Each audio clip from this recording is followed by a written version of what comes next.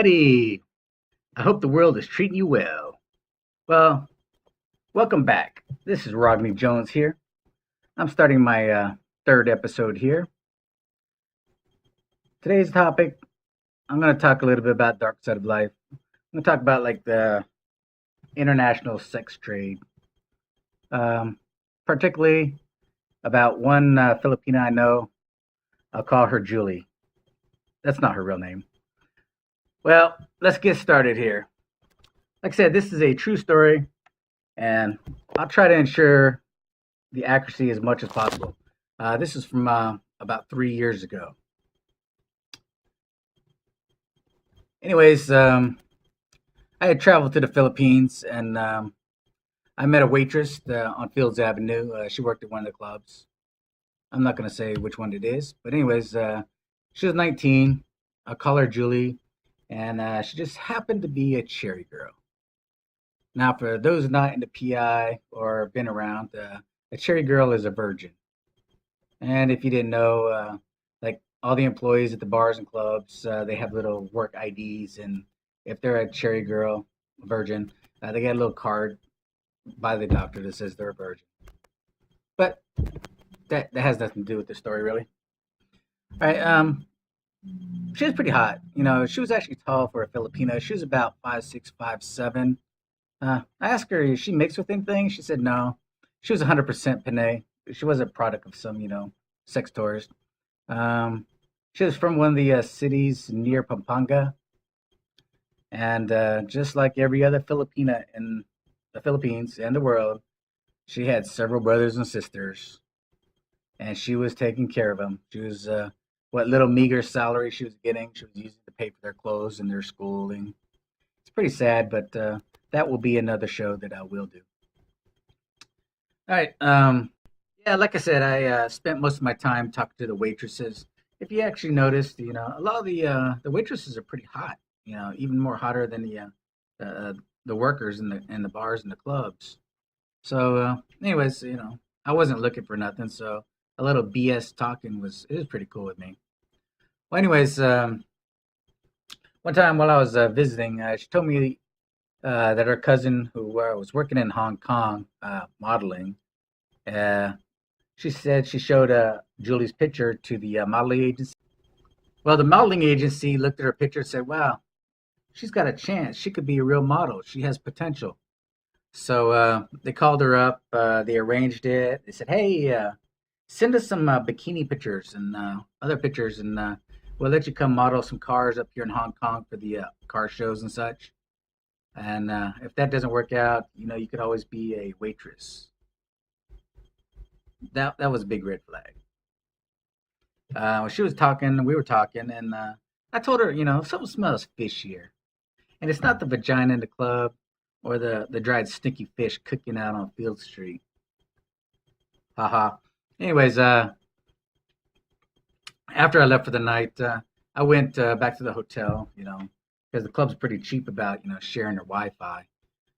So I did a quick Google searches of Filipino modeling in Hong Kong and all this other stuff. Well, there was a ton of data about it. It was all about girls would go over there to be models and waitresses or housekeepers, but they ended up in the clubs as prostitutes. Uh, for the most part, they're very timid creatures, and she didn't know what she was getting into. She was trusting her cousin and everything. So, I was telling her, like, the next day I went back to her workplace, and I was like, I took a bunch of screenshots on my phone, and I look, this is not what it seems. I said, you're going to end up in a bar, and you're going to be selling your ass. And she's like, no, no, no, my cousin, my cousin, my cousin. I was like, no, I tried to tell her, I was like, I like to talk. I talk, talk, talk. I like just to find out information. So I was like, a lot of Filipinas have been screwed over by their own family members. I was like, I think you're getting screwed over here. I was like, this is bullshit that they want you just to send bikini pictures, not headshots, nothing. They just want to see your body. So I said, they're lining you up to pee in like a high class whorehouse or something. I don't know. And then I told her, I said, just research it. Do some research on your own. I was like, don't believe me. Don't believe my screenshots. Don't believe my worldly existence and whatever. I'm no expert, but just like everybody else, I know how to Google. She said she would, and I'm pretty 100% sure she didn't do anything because they have such this weird family bonding crap that the Filipinos will believe anything their family members tell them, no matter even if they're getting bent over a fireplace and a hot skewer shoved up their ass.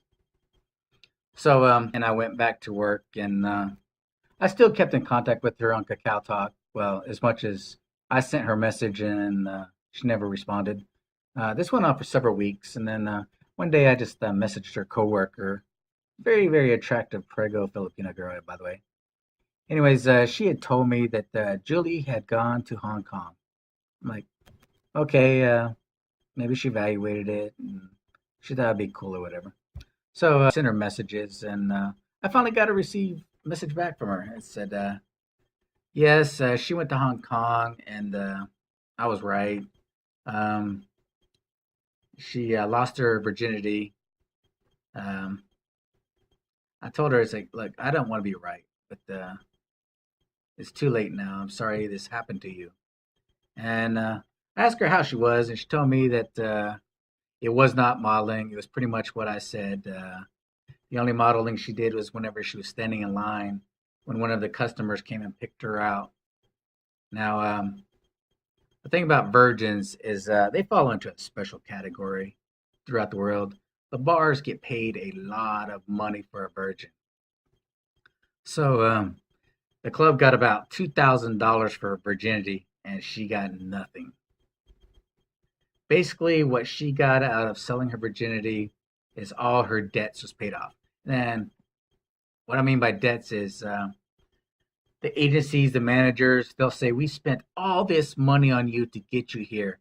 We bought you plane tickets. We got you your passport. We paid all these fees. We got your visa. We bought your clothes. And they're trying to comp back what they invested in her. Well, the clubs also usually take their phones and passports. That's why it took so long for her to respond back to me.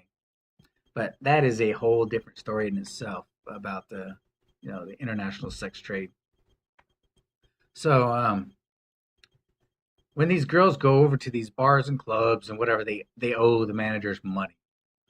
So they must have sex to pay off this debt. Now, the clubs, they're pulling about 70 to 80% of what the girl owes. So the girl's paying about, 20% of, now say it's $100 for the fee. So the girl's getting $20. Now she has to use that $20 to pay for her food and her living.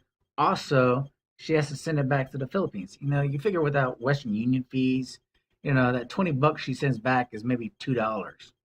It's a pretty fucked up situation. And then the girls get to keep whatever tips their customers might leave. Like I said, she got to come back to the Philippines after about 6 months, which is pretty lucky. That was the only benefit for her having a virginity, is because she can pay off the debt quickly. Um, I lost contact with her, so I don't know what she's up to. Maybe she's just trying to forget that part of her life. Um, but I hope Philippines listening to this. I said your family will screw you over in a heartbeat for a peso. And I also believe, knowledge is power. If you know all this information and you choose to go to one of these countries, whether it's Korea, Hong Kong, Malaysia, Saudi, Dubai, at least you know up front that, this is in your cards. You will be having a lot of sex. And, uh, and you know that your family is not screwing you over. I mean, it's pretty sad. Anyways, another part of Julie, I was talking to her, before she cut off contact, and she told me she had to do drugs. She said she did a lot of cocaine and some meth. Um, Whatever the customer wants and the customer's doing, the girls pretty much have to go along with it. So hopefully, after her 6 months, she didn't royally screw herself over, and I don't think she's an addict to this day. I hope not, at least. So I'm sure her cousin got some money for bringing over a pretty hot virgin girl. I'm sure the manager's really happy with her. Anyways, Girls out there, no matter where you're from, Hong Kong, Malaysia, Philippines, be careful outside. There is a dark, dark world out there. Some of you girls don't come out alive. Some of you girls don't come out with all your mental faculties. And just remember, your family does not always have your best interest at heart. Thank you very much. This is Rodney Jones, and I'm signing out.